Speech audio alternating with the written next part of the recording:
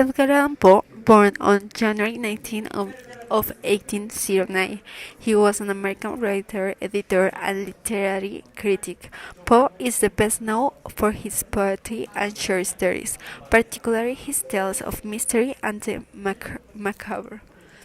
He is widely regarded as the central figure of Romanticism in the United States and America's literature as a whole, and he was one of the country's earliest practitioners of the short story. Poe is generally considered the inventor of the detective fiction genre and is further credited with contribution to the emerging genre of science fiction.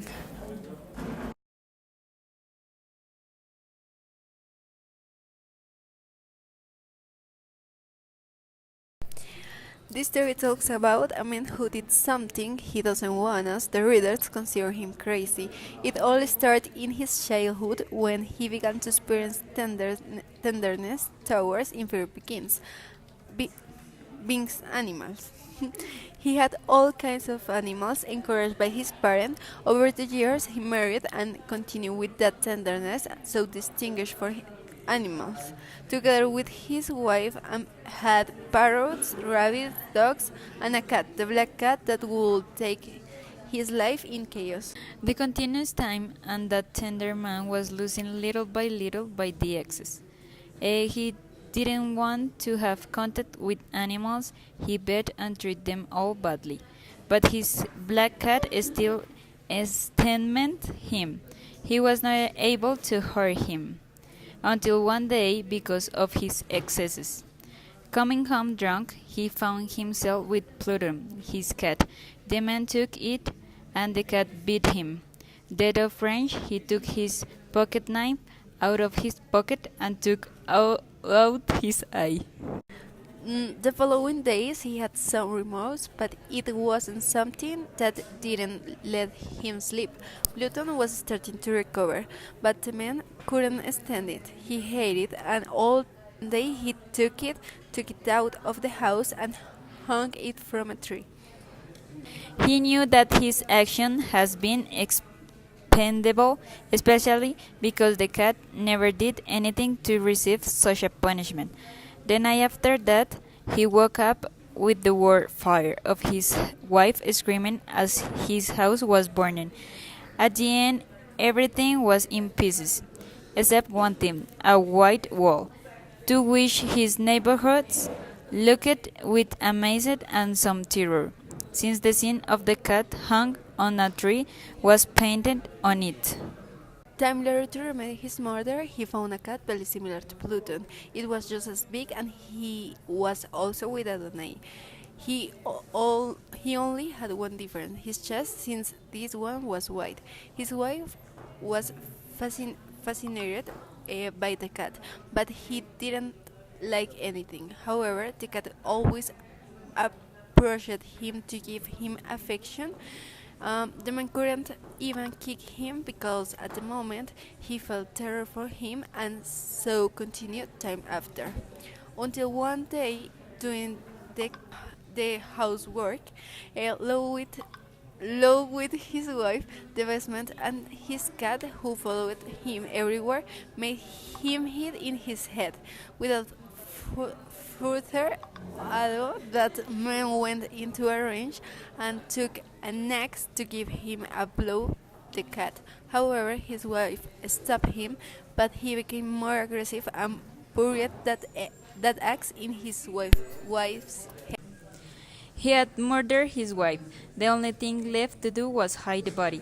So, looking at the wall, he realized he could dismantle the bricks and put them back without anyone noticing. So that's what he did. Everything went perfectly, and his cat had not seen him again, which caused him great joy. The days passed, and without any news until a few days later, officers came to search the house, looked up from below upstairs, and found nothing strange, until they went down to the basement, and the man began to talk more, touching the wall with his cane. The man wanted to show that everything was perfect, until a noise was heard through the walls. A frightful noise, and the officers scrambled to dismantle the wall. A few seconds later, the body of his dead wife fell to the floor and his little cat next to her.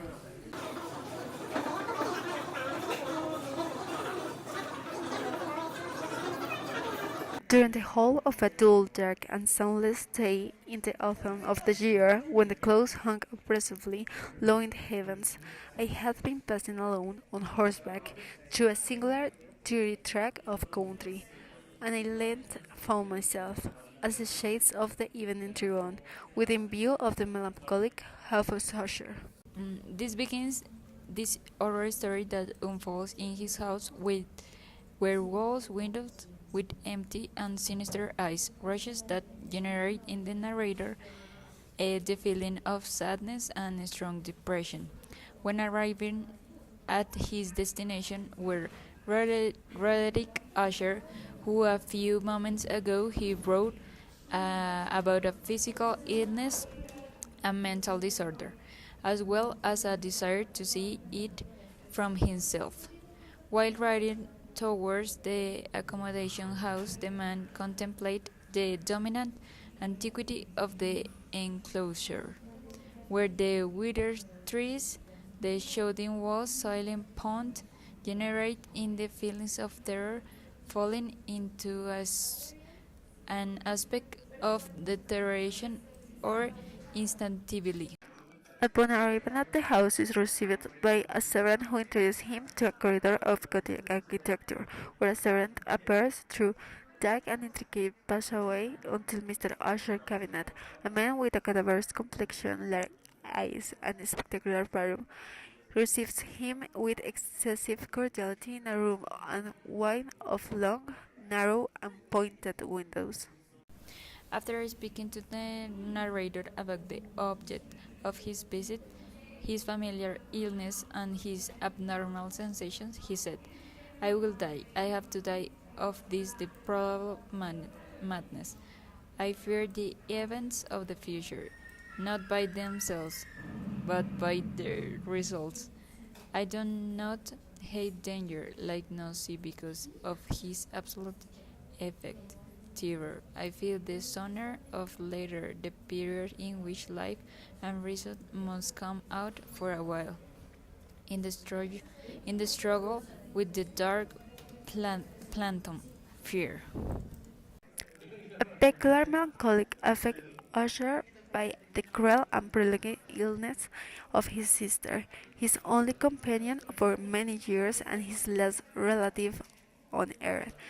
Madeline's illness had a time to cry for a long time to exist, and his brother asked him to his friend helps to preserve the body of the deceased for 15 days in the crypt of the house, which had once played the role of dungeon, once deposed the coffin in days of bitter pain of Usher. Until the eighth day after the night of terror began with the cries of Usher questioning his friend if he has seen her. With a nervous expression of his face, the man doesn't not understand what is happening and reads Usher trying to calm him. The old volume of Mad Trist by Lancelot Canning.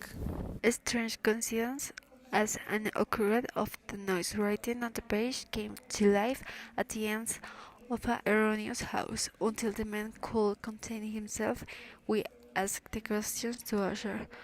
Don't you hear it? And this is the only one who listened for a long time. We buried her alive.